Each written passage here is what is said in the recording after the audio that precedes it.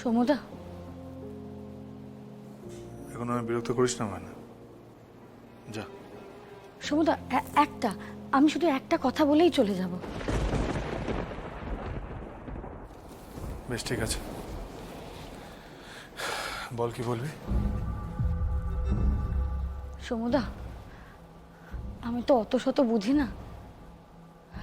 তোমরা সবাই বলো যে আমার বুদ্ধি খুব কম, তবে আমি একটা জিনিস বুঝতে পেরেছি, এই বাড়িতে আর কিছুই স্বাভাবিকভাবে হচ্ছে না। যা হচ্ছে তাতেই অশান্তি হচ্ছে, আর এই অশান্তিটা যে আমার জন্য হচ্ছে সেটাও আমি খুব ভালোভাবে বুঝতে পারছি। সমুদা, অশান্তি হচ্ছে কথা ঠিক, যথেষ্ট অশান্তি হচ্ছে, কিন্তু সেই অশান্তির কারণ যে তুই নস সেটা আমি তোকে বলতে পারি। আর এই অশান্তির কারণ যে অনেক গভীর সেটা আমি তোকে তোকে বোঝাতে পারবো না মানে। সমুদা, তাহলে আমি বরং একটা কাজ করি, আমি গিয়ে পার্বতীর কাছে ক্ষমা চেয়ে নিই। কেন, তুই কোনো অপরাধ করেছিস? তাহলে তাহলে কেন ক্ষমা চাইবি?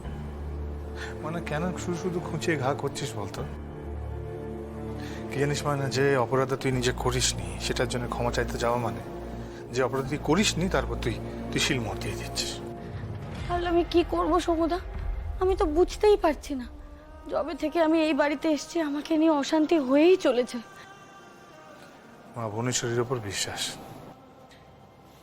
কি? মা ভুবনেশ্বরীকে বিশ্বাস করিস তো? তাই তার উপর ভরসা রাখ, দেখবি সব ঠিক হয়ে গেছে। আমাদের মা ভুবনেশ্বরী মাঝে মাঝে এইভাবে তার তার ভক্তদেরকে পরীক্ষা নেয়, আমাদেরকেও নিচ্ছে হয়তো।